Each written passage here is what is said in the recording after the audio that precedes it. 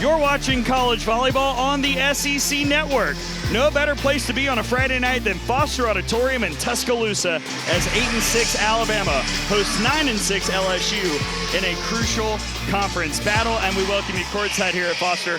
Gray Robertson alongside my partner Lane Rizzo. Lane, LSU has dominated this series of late. They're looking to keep it going. Alabama's looking to get something jump-started here in conference play at home. That's right. Alabama is looking to leave with their first SEC win, and LSU's looking to leave Tuscaloosa with a winning conference record. We're in that tough middle stretch of the season where the preseason jitters are gone and the postseason anticipation hasn't quite kicked in yet. So these are the matches we often really get to see what teams are made of. Well, no sign of jitters for Journey Robinson, the LSU star.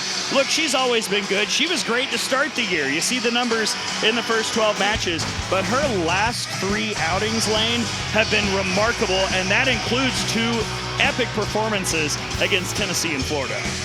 That's right. Both were 5-set long matches where she showed up and showed out for her team, averaged over 6 kills per set, which sounds almost even impossible to say. She had a career-high 33 kills versus Tennessee and then improved it against Florida with 34. She swings out the front row, out the back row. She's a go-to both in and out of system. She's just such an impressive player to watch.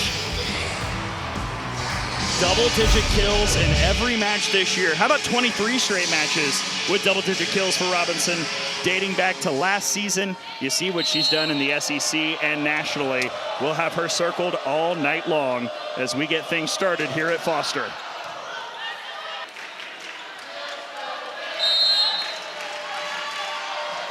Ella Hemmings will need to go on quite a run to extend this opening frame.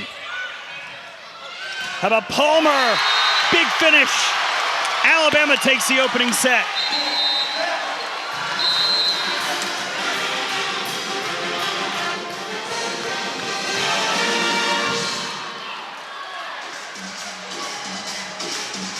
Well, as the first set comes to a close here in Tuscaloosa, we'd like to take a moment to honor and remember longtime SEC fixture, Mark Womack.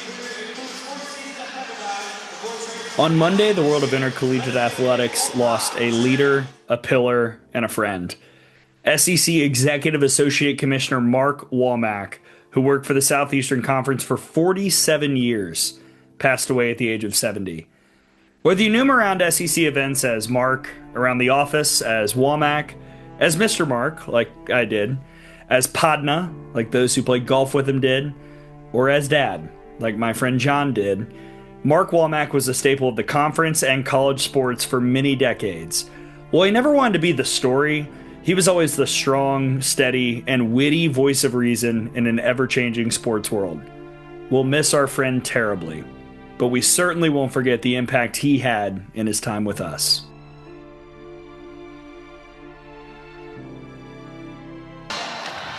Yeah, Perrant has been so impressive as we welcome you back courtside here at Foster. Gray Robertson and Wayne Rizzo. And, you know, again, there were flashes of this early. The last few weeks in conference play, we've seen Alabama tinker a little bit with a strategy.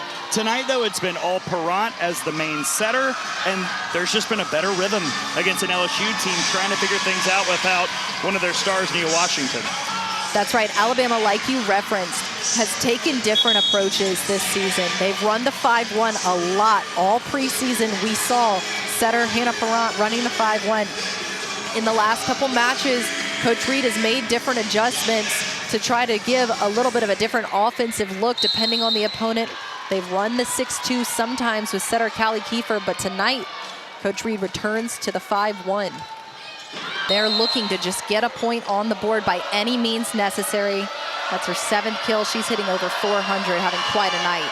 Still match point for Alabama. It's Agee. It's down. The Tide has done it.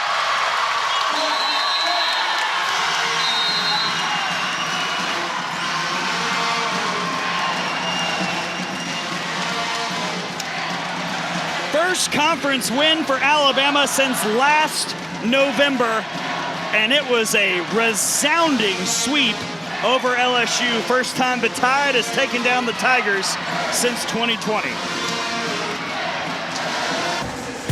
You're watching college volleyball on the SEC Network. It's crunch time in the SEC, and tonight in Tuscaloosa, two teams fight for conference tournament positioning as 11-12 Alabama hosts 6-16 Vanderbilt. And we welcome you courtside here at Foster Auditorium. Gray Robertson alongside my partner Lane Rizzo. Lane, it's the last week of the regular season and the last chance for both these teams to get some good vibes going into the conference tournament. That's right. Like you said, they're looking to be playing their most polished volleyball right now and peak going into the end of November and beginning of December. Absolutely, and the stakes are pretty high in this matchup between these two teams because they're right next to each other in the standings. Alabama 3-10 in the league, Vanderbilt 2-11. So the tiebreaker could be all important between these squads, depending on what the result is here tonight. And here's the comparison between what these teams have done in SEC play. Vanderbilt has had some pretty impressive outings. They've had some stars really develop. Alabama's seen a little more inconsistency. However, when things have been singing on offense, Lane, it's been because Kaylee Palmer has been exceptional for the Tide at times this year. That's right. Number 11, Kaylee Palmer, didn't see a ton of playing time in the preseason, but once she got her opportunity in SEC play, she has just shined. It's really exciting to watch a player wait for her opportunity and come out and play the way that she has. She swings primarily on the right side of the net, but you'll see rotations where Coach Reed sends her to the outside as well. And Jackie Moore has been superb for Vanderbilt really all year, but the last couple matches, she's been on another level. That's right. While Vandy volleyball is new to the scene, Moore is not. She played at LMU for 3 seasons before coming to Vandy, and she has been an incredible offensive weapon for them in the middle. And there you see what Jackie Moore did against Tennessee last time out. Hit .619, a season-high hitting percentage, besting the .528 she hit against Missouri in the match prior. And on the other side, we're going to have our eye on Kaylee Palmer for the Tide. Just 8 kills against Oklahoma, but did hit a resounding .438. She's reached 10-plus kills in 6 of the last 7 matches.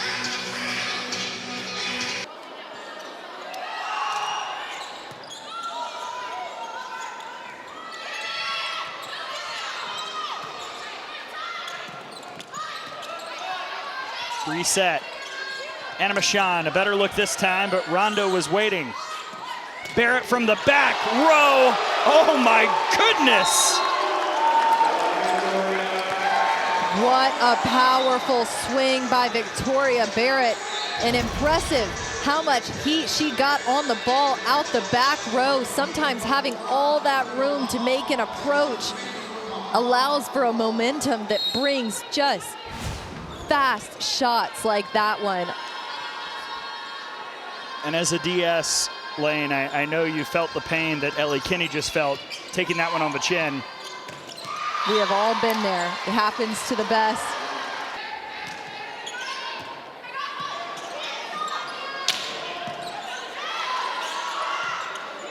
Here's Palmer. Much better. A sharp angle ties it at 22. I love the decision by Trinity Stanger to find Palmer on the right side. Give her another opportunity to swing, even though she hasn't really gotten started or hot like she has in previous matches recently, but showing that faith in your teammate can be so rewarding and confidence building. This communication gives Alabama a free ball. And a stuff. Vanderbilt rises up with Kayla Dunlap. Turned to ask him for that challenge. So I'm starting to think maybe he is using this as an opportunity to have a conversation with his team, knowing that he's burning his last challenge, but treating this like a timeout so that they can have a plan to try to get this side out. And that challenge was unsuccessful. You can see here Palmer sent that ball right to the sideline. Boy, I'll tell you what, though, Rashinda Reed, the head coach for Alabama, almost had a heart attack when initially it was signaled Vanderbilt point, quickly corrected, and now match point for the Crimson Tide.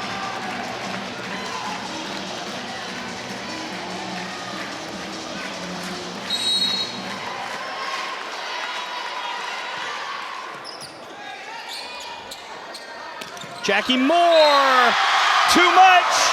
Alabama takes down Vanderbilt in 4.